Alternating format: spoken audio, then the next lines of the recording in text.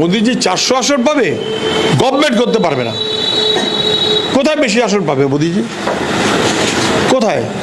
রাজস্থানে 25-এ 25 হয়ে রয়েছে, 26 হতে পারে নাকি 25-এর মধ্যে? গুজরাটে 26-এ 26 হয়ে রয়েছে, ওটা 27 হবে, একটা বাড়বে, বাড়ার তো চান্স নেই, কমবে। দিল্লির 7-এ 7 কমবে, হরিয়ানা 100-এ 100 কমবে, বিহারে একটা বাদ দিয়ে সব কটা কমবে।